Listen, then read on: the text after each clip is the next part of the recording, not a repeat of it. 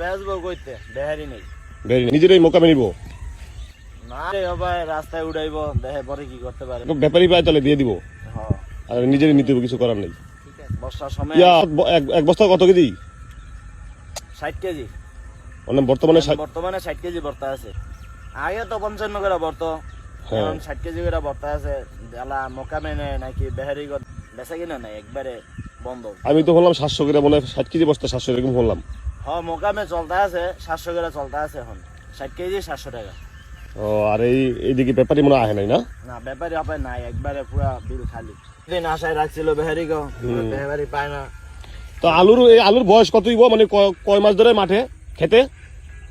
2.5 মাস